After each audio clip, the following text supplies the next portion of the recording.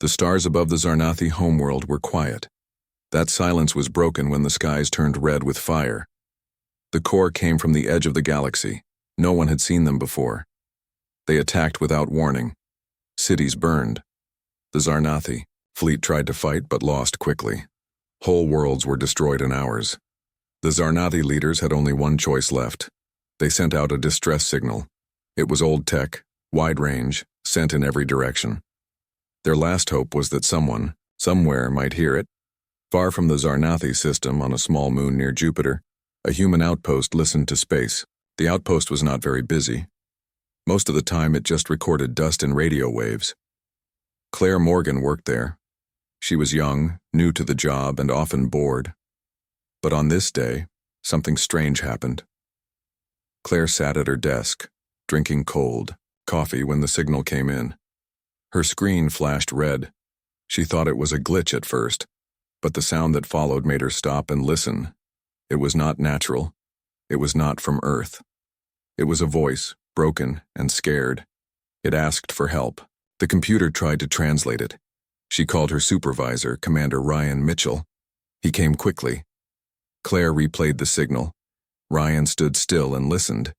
The words were hard to understand, but the meaning was clear. A planet was under attack. A people were dying. They begged anyone who could hear to help them. Ryan knew this was important. He called Earthfleet Command. In a few minutes, a secure connection was made. Ryan sent the recording. He told them everything he knew. Earthfleet said they would review it and respond soon. Claire waited. She felt nervous. She had heard many stories about space, but never anything real like this. She wondered who the aliens were. She wondered who attacked them. She also wondered if Earth would do anything. Humanity had not joined any galactic council. They kept to themselves. They were known as Deathworlders. Other species feared them. Earth was a harsh planet. Its people were strong and hard to kill. But they were also quiet. They did not go to war unless they had to. On Earth, the leaders of the Terran Senate listened to the signal. The room was full of military officers, scientists, and advisors. The message played again and again. Some wanted to help. Others said to stay out of it. They argued for hours. In a military base near the Atlantic coast, Captain Natalie Brooks watched the debate. She was not a senator, but she was known for her skill in command. She had seen war before. She knew what suffering looked like. The voice in the message reminded her of a child calling for help. She could not ignore it. Natalie asked for permission to speak to the Senate. After some delay, they allowed her to speak. She stood in front of them and spoke clearly. She said humanity had a choice. They could stay quiet and let another people die, or they could act. She reminded them that Earth had survived many disasters. They had learned to fight and survive. Now they could use that strength to help someone else. Her words reached many. Slowly, the room grew silent. Then the Senate voted. By a close margin, they agreed to send a fleet. Not a full war fleet, but strong enough to help. They chose Natalie to lead the mission. In orbit around Earth, the Terran spaceship Valiant was made ready. It was fast and strong, built for deep space missions. Other ships joined it. The TSS Horizon, led by Commander Derek Hall, and the TSS Phoenix, under Lieutenant Commander Olivia Grant. There were also supply ships, science ships, and a few heavy warships, just in case. As the fleet prepared to leave, Natalie visited her crew. She walked through the ship, speaking to the engineers, pilots, and medics. She told them why they were going. She did not speak of glory or medals. She spoke of duty. She said, "We go because no one else will. We go because someone needs us." On the day of launch, the fleet rose into space. Families watched from Earth. News channels showed the ships passing the moon. The people of Earth did not know what would happen, but they felt proud. For once, humans were not going to war for land or power. They were going to help. In deep space, the fleet set course for the Zarnathi system. It would take days to arrive. On the journey, the crews trained and prepared. Natalie met with her commanders. They studied maps and reports. They did not know what they would find, but they were ready. Far ahead, the Zarnathi homeworld burned. But their message had been heard, and help was coming. The human fleet moved fast through space. The engines burned bright behind the ships. The dark sky stretched wide ahead. Inside the ships, people worked hard. They checked systems, cleaned weapons, and trained for battle. They did not know what they would find when they arrived, but they were ready. Captain Natalie Brooks stood in the command center of the Valiant. Her eyes stayed on the main screen. Stars passed by like streaks of light. She listened to reports from her officers. Everything was going well so far. But deep down, she felt the weight of this mission. This was not just another flight. This was a promise to help those who had no one else. Commander Derek Hall sat on the bridge of the horizon. He was calm, focused. He checked the ship's weapons and defense systems again. He had served for many years and had seen battle. But this was different. This was not a war for Earth. This was a rescue. He wanted to make sure his ship was ready for anything. Lieutenant Commander Olivia Grant walked the halls of the Phoenix. She stopped to speak with her crew. She knew they were nervous. Many of them had never been in space this far from home. She reminded them why they were here. She told them about the signal, about the voice calling for help. She said, "We are not alone in the galaxy. If we want others to help us one day, we must help them now." In one of the medical bays, Dr. Kevin Adams prepared supplies. He checked every kit and made sure the medbots were working. He knew he would be needed. If there were survivors, they would need care. And if there was a fight, his crew might be the ones hurt. He wanted to be ready for both. Private Jason Cole sat in the barracks with other soldiers. He cleaned his weapon and listened to music on a small player. He tried to stay calm. He had never seen real combat. He joined the fleet to protect Earth. Now he was going to help aliens. He thought it was strange, but also important. He looked around at the other soldiers. Some looked excited. Others looked scared. Jason felt both. As the fleet moved closer to its goal, the leaders met in a secure video call. Captain Brooks, Commander Hall, and Olivia Grant spoke together. They shared updates. Each ship was in good shape. No signs of danger yet. But their maps showed something strange ahead. There was a large field of debris near the Zarnathi system. It might be from destroyed ships.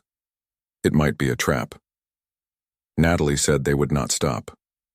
They would scan the field and move through it if needed. She reminded them that the message they received was already old. Time mattered. Every hour could mean more lives lost. The fleet dropped out of faster-than-light travel near the edge of the Zarnathi system. The stars looked dim. A thick cloud of broken ships floated in space. Some were Zarnathi. Some were unknown. Burned metal, dead engines, and shattered weapons floated without sound. The sight was heavy. The ship slowed and scanned the area. One of the science officers on the horizon found something, a weak signal. It came from a large wreck in the middle of the debris. It was a Zarnathi dreadnought, barely holding together. Captain Brooks ordered a small team to go and check it. A shuttle launched from the Phoenix. Inside were soldiers, AT-6 medic, and a translator drone. Olivia Grant watched them leave. The shuttle flew through the broken metal like a small fish in a sea of bones. The dreadnought looked dead, but there was still power inside. The team landed near a large breach in the hull. They moved inside carefully. Lights flickered. The air was thin. They found bodies, signs of a battle. In one chamber, they found survivors. Weak, injured, scared. The leader of the Zarnathi group was named Keelan. He stood with help from two others. He was tall and thin with silver skin and wide black eyes. The translator drone spoke his words. "You came," he said. "We did not think anyone would." The soldiers gave them water and medical aid. The medic patched their wounds. The shuttle flew them back to the Valiant. When they arrived, Captain Brooks met them in the hangar. She stepped forward and looked at Keelan. He looked back at her with tired eyes. "I am Captain Natalie Brooks," she said. You sent a message. We heard it. We are here to help. Keelan nodded. The Corps are not far. They took our worlds. They will come again. Natalie led him to the meeting room. There, Keelan told his story. The Corps came without warning. They destroyed everything. They used machines that burned oceans and broke mountains. They took prisoners. They left nothing behind. The Zarnathi tried to fight, but their weapons were too weak. Now only a few ships and small groups remained. The commanders listened in silence. When Keelan finished, Natalie spoke. We will not leave you. We will find the Corps. We will stop them. Keelan looked unsure. The Corps are strong. You are few. We are humans, she said. We come from a death world. We do not give up. The fleet began to plan. They sent drones to scan nearby systems. They looked for signs of the Corps.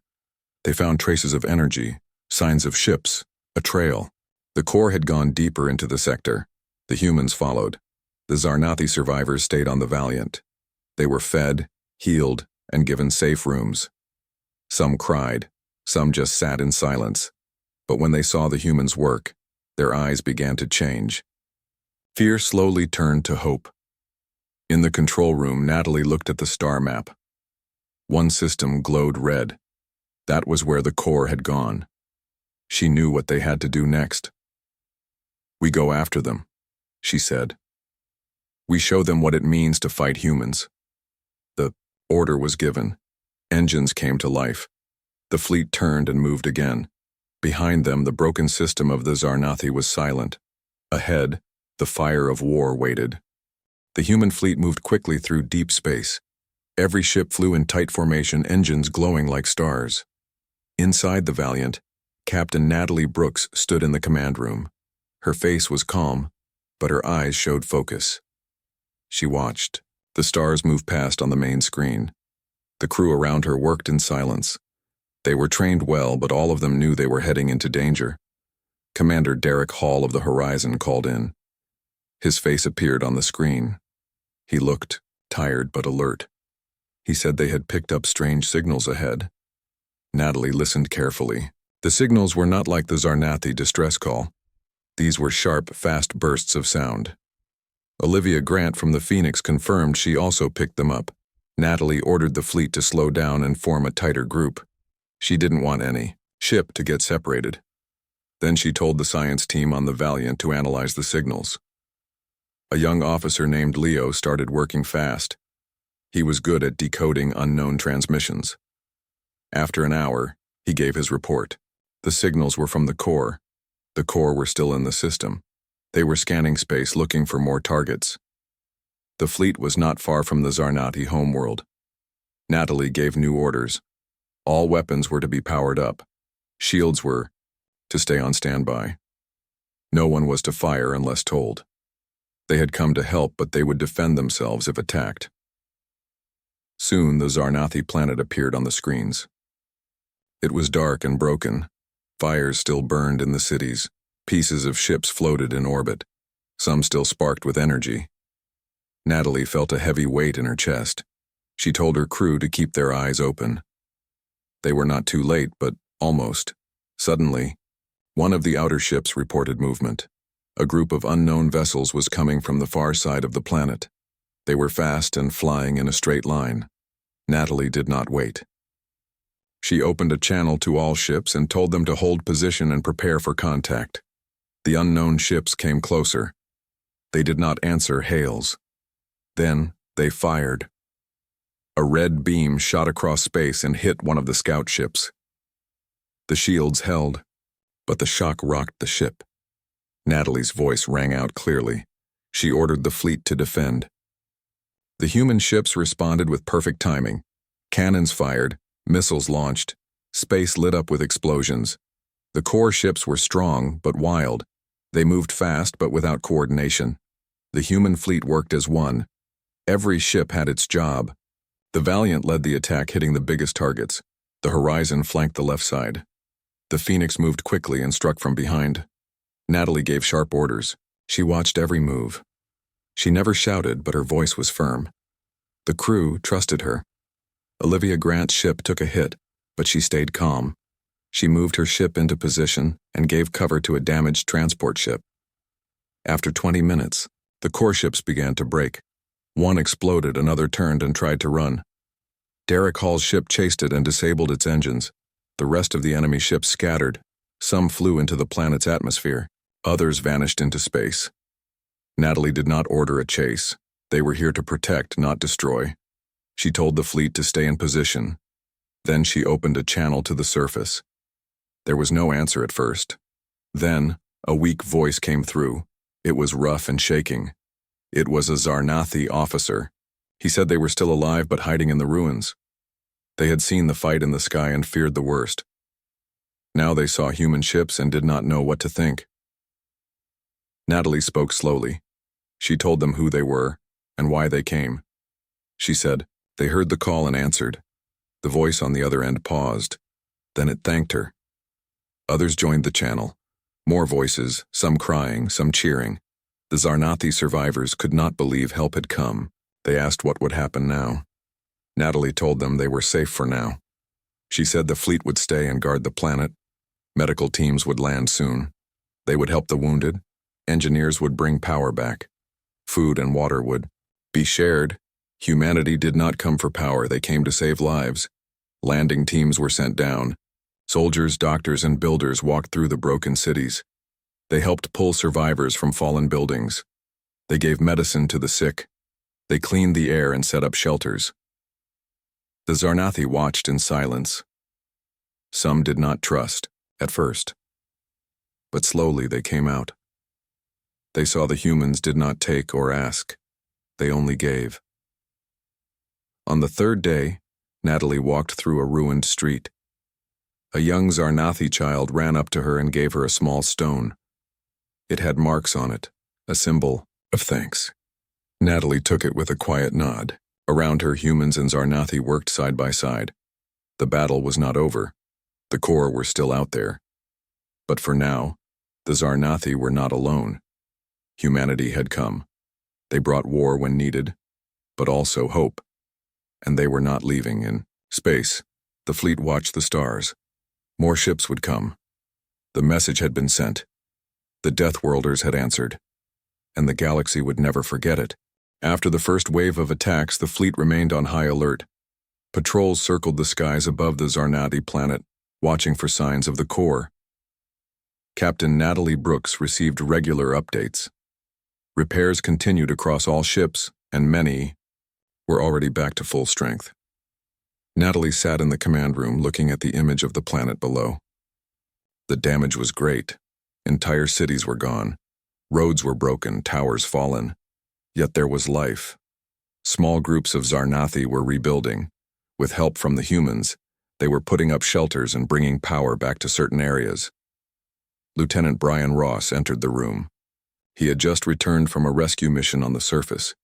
He said they found a group of survivors hiding in an old school building. Many were weak and scared. The children cried when they saw the human soldiers, but the fear faded when the soldiers shared food and water. Some of the Zarnathi even smiled. Natalie listened and nodded. Then she called for a meeting with the fleet's main officers. On the screen appeared Commander Derek Hall, Olivia Grant, and Dr. Rachel Simmons from the medical ship Mercy. They talked about the growing number of survivors and how the fleet would continue support. Supplies were running low, and more help was needed. Derek suggested sending a message back to Earth. He said the rest of humanity needed to see what was happening. Natalie agreed. She recorded a message.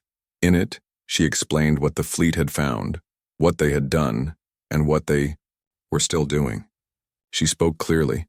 She showed the Zarnathi survivors and their broken homes. She showed the work of the human rescue teams. She asked for more help. The message was sent across space. It would take time to reach Earth, but Natalie hoped it would bring more ships. She knew the job was too big for just one fleet. That night, a strange signal came in. It was not from the core. It was not from the Zarnathi. It was from another planet nearby. The signal was old but clear. It asked for help. Another species, called the Turvan, had also been attacked by the core. Natalie looked at the data. The Turvan were a peaceful people. Their world was mostly forests and rivers. They had no space fleet and no real weapons. They had been hit hard. The signal was weeks old, but it showed they were still alive. Natalie called another meeting. She shared the Turvan message. Some officers were unsure. The fleet was already low on fuel and supplies. Dr. Simmons reminded them that they had many wounded. But Olivia Grant stood up for the idea. She said they had a duty to protect others. That was the reason they came here. Natalie agreed. She made a plan. A small group of ships would go to the Turvan world. They would bring medicine and aid. They would learn more about the attack and report back. Olivia offered to lead the mission. The next day, 4 ships left the main fleet. They flew quickly toward the Turvan system. Back on the Zarnathi world, the rest of the fleet continued the work. Human engineers helped restart water systems. Doctors moved to new areas and set up more field hospitals. On the 3rd day, the Corps returned. It started with a warning from a scout ship. It had spotted several vessels moving toward the system. They were not flying in attack lines, but their weapons were charged. Natalie gave the alert. She called all ships to defense stations. The Corps fleet appeared on the edges of the system. This time there were more ships. Larger ones, too. They did not attack at once. They hovered as if watching. Natalie opened a channel and tried to speak. There was no answer. The Corps remained silent. Then something strange happened. A single Corps ship broke away from the group. It moved slowly toward the human fleet. It did not charge weapons. It stopped just outside firing range and sent a signal. The signal was a message. It was not in words, but pictures. The message showed the Zarnathi world. It showed the humans helping. Then it showed Corps warriors in chains. It ended with a symbol that looked like a warning. The officers watched in silence. Natalie asked the science team to study the message. Leo returned with his thoughts. He believed the Corps were not acting as one group. Some may not want war. The message seemed to say that the humans had captured Corps fighters, but that was not true. None had been taken. Derek suggested the Corps were afraid. Their attack had failed, and now they were unsure. Olivia, speaking from her ship near the Turvan world, sent back news. The Corps had been there too. They burned forests and left ruins, but they left quickly. She found survivors. The Turvan were weak but alive. Her team was helping them now. Natalie thought hard. She decided to send a clear message back to the Corps. She said they had not captured anyone. They had only defended the helpless. If the Corps wanted peace, they could talk. If they wanted war, they would be met with strength. For hours, nothing happened. Then slowly the Corps fleet began to move. Not toward the planet, but away. One by one, the ships jumped into space and vanished. The officers watched in silence. Then cheers broke out. But Natalie raised a hand. This was not over. The Corps may return. Others like them might come too, but for now peace had returned. The Turvan were safe. The Zarnathi were rebuilding. And the human fleet stood watch. In her quiet room, Natalie looked out at the stars. She thought about all they had done. They had come because of a call, a simple message, but it had led to something much greater, a sign of hope, a start of change. The Deathworlders had answered, and they were not done yet. The next morning was calm. The sky above the Zarnathi planet was quiet. The Corps ships were gone. The people below were working to rebuild. The human fleet remained, watching, helping, and waiting for the next move. Captain Natalie Brooks stood on the observation deck of her ship. She watched the crews load supplies into dropships. Food, water, tools, and medicine were being sent down to villages that had not received help yet. Every hour, more Zarnathi came out of hiding. They had hope now, and that hope was growing. Olivia. Grant sent a message from the Turvan world. Her team had set up a small base. The Turvan were peaceful, kind, and very thankful. They had lost many, but they still had their spirit. Olivia said they were helping rebuild homes from fallen trees. Human engineers were teaching the Turvan how to build stronger shelters. The Turvan children followed the humans everywhere, full of questions. Natalie smiled as she listened. Then she turned to her officer, Derek Hall. He had news. A new fleet was coming from Earth. They had received Natalie's message and were sending reinforcements. The new ships would bring more doctors, engineers, food, and energy supplies. Natalie felt relief. They would not be alone anymore. Dr. Rachel Simmons gave her daily report. Many wounded Zarnathi were now stable. Some had even begun to help other survivors. She shared a short story. A young Zarnathi girl had started helping nurses clean medical tools. She wanted to be a healer. Rachel said moments like that reminded her why they were here. On the ground, Brian Ross led another rescue team to the mountain region. Reports said a large group had been hiding there. When they reached the valley, they found over 200 Zarnathi living in caves. Some were sick, some were injured, but they were alive. The team set up tents and began giving food and medicine. The leader of the group, an older Zarnathi named Kelrin, thanked Brian. He said the stars had sent the humans.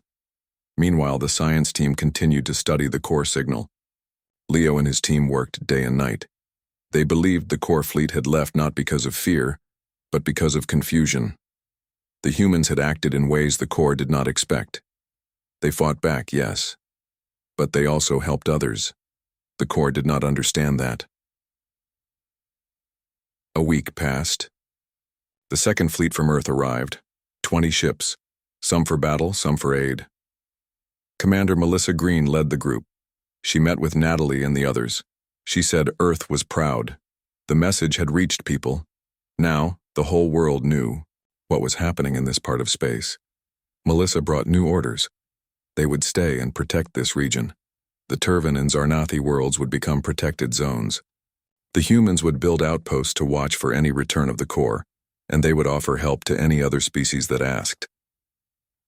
Natalie was proud. This mission had grown beyond anything she expected. They came because of one signal, one call for help. Now, they were building something bigger. A network of aid, peace, and defense. Late one evening, another signal came through, not a warning this time, a message of thanks. It came from a planet far away. The people there had heard what the humans did. They had been afraid to speak before. Now they wanted help too. They sent maps, names, and pictures. Natalie saved the message. She would reply soon. The officers met again. They talked about what to do next. Brian said they should answer every call. Olivia agreed. Derek said they would need more ships, more people. Rachel smiled. She said there would always be more people willing to help. Melissa nodded. She said this was only the beginning. The Turvan world began to change. With help, small towns appeared again. Roads were cleared. Farms were growing food. The humans helped build schools and water stations. The Turvan shared songs and stories. In return, the humans taught them about the stars. On the Zarnathi world, villages started to glow with light at night. Children played in open fields again. Old buildings became shelters and schools. Human doctors trained young Zarnathi to care for their own people. Engineers worked with local builders to design new cities. One day, a small group of core ships returned. They did not attack. They did not speak. They only watched from a distance. Then they left. Natalie wondered if they had come to learn, maybe even to understand. As the weeks turned to months, the human fleet changed. They were no longer just soldiers. They were builders, healers, teachers. They called themselves the Peace Watch. They carried the flag of Earth, but they also carried the hopes of many worlds. Natalie sat alone one night. She looked at a small picture on her desk. It was of her family back on Earth. She missed them, but she knew why she was here. She was part of something bigger than herself, something worth every risk. She turned to her logbook and began to write. We came because someone called for help. We came ready for war, but we found more than that. We found people who needed hope. We gave what we could, And in return we found purpose. We are the ones who live on a death world, but we bring life. We are not finished. The stars are wide and more voices will call, and when they do, we will answer. The Deathworlders had become something new, not just warriors. They were guardians now, and their journey had only just begun. The seasons changed on the Zarnathi world. Trees that had once stood burned now had small green shoots growing from their sides. Rivers were cleaner. Airships moved gently across the sky, delivering goods and people to new places. Life was returning, in ways that made everyone proud. Captain Natalie Brooks walked through a town square that had been full of rubble months ago. Now it had wide paths, working lights, and a fountain at the center. She saw Zarnathi children playing near the fountain while human workers spoke with Zarnathi elders. It was peaceful. It was real. She met Olivia Grant in the medical tent nearby. Olivia had been working on new training programs. She now had over 30 young Zarnathi learning first aid and basic science. They were smart, curious, and excited. Some of them had even begun asking about space travel. Olivia said they were ready for the next step. Brian Ross arrived later, in the day with his team. They had returned from a nearby planet. It had once been hit by the core as well. They had found survivors hiding underground. It had been hard, but they rescued many. The people there were grateful, and Brian brought a message. The survivors wanted to join the new alliance forming under the humans. Commander Melissa Green held a meeting with other fleet leaders. They talked about what the Peace Watch had become. It was no longer just a fleet. It was a promise. They had agreed to protect any world in danger and help any that needed rebuilding. More ships were being prepared back on Earth. More teams were being trained to follow. Rachel Simmons had started a research group. They were studying core technology left behind. One of her team members, a young engineer named Jason, found something strange. It was a beacon. When they decoded it, it showed a map, but not of known space. These were new places, places the core had marked as future targets. Natalie gathered her team. They looked at the map. There were 10 systems shown. Some were far, others close. No signals had come from those systems yet, but the meaning was clear. The core would not stop. They would strike again. The officers knew what had to be done. They would go. Not just to defend, but to prepare. They would arrive before the core and help the people there get ready. If the core came, they would not find easy targets. They would find united worlds. The first target was a planet called Velmari. It was small, but rich in natural life. Humans arrived and found a peaceful people living in floating cities. The Velmari had never faced war. They welcomed the humans with music and gifts. Natalie explained the danger. At first, the Velmari were afraid, but when they saw the peace, watch building defenses and offering help, they agreed to learn. Brian and Olivia taught the Velmari how to build simple shields. Rachel helped them design clean energy systems that would power both their cities and their new safety tools. The Velmari children were the fastest to learn. They asked endless questions and followed the humans everywhere. Weeks later, another core ship appeared at the edge of the Velmari system. It was small and alone. It scanned the planet, then left. No attack, just a test. Natalie watched it go. She felt the message it left behind. The core were watching. Leo from the science team began working on something new. He wanted to build a network of early warning satellites. They would connect each protected world and send alerts if core ships were near. The plan was complex, but Earth approved it. Factories began building parts. Teams started setting up the network. Back on the Turvan world, the people held a festival. They invited the humans. It was the first time in many years they had felt safe enough to celebrate. There were lights, music, food, and stories. Natalie, Olivia, Rachel, Brian, and others sat among them. The stars above were clear and no threats were in sight. Natalie stood and gave a short speech. She told the Turvan they were not alone. She told them about the other planets being helped. She said the Peace Watch was growing, not just in numbers, but in spirit.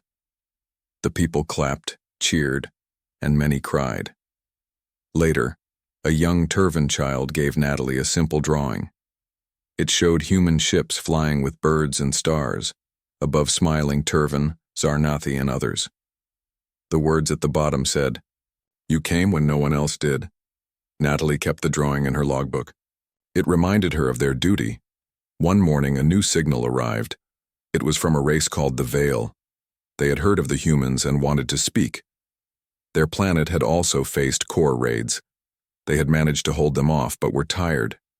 They needed help. Natalie set a course. Before they left, Melissa met with the team again. She said Earth had voted to form a larger group, like a council. It would guide the Peace Watch, gather supplies, share knowledge, and speak for the protected worlds. Natalie was asked to join. She agreed. As their ship left orbit, she looked at the growing lights below. Cities, farms, and homes were glowing. Again. The Peace Watch flag flew beside the local banners. The mission was no longer just rescue. It was hope, unity, and strength. They moved toward the stars, ready for what came next. Not because they wanted war, but because they wanted peace. And peace, they had learned, must be protected. They had answered a call once. And now, they were answering them all. The journey of the Deathworlders continued. This time, with even more. Beside them, and far away in the deep parts of space, a new signal was sent. It said, "We are still here. We are still watching." Natalie saw the signal. She looked at her crew. They nodded. They would go. They would help. Again and again. Until all voices were heard.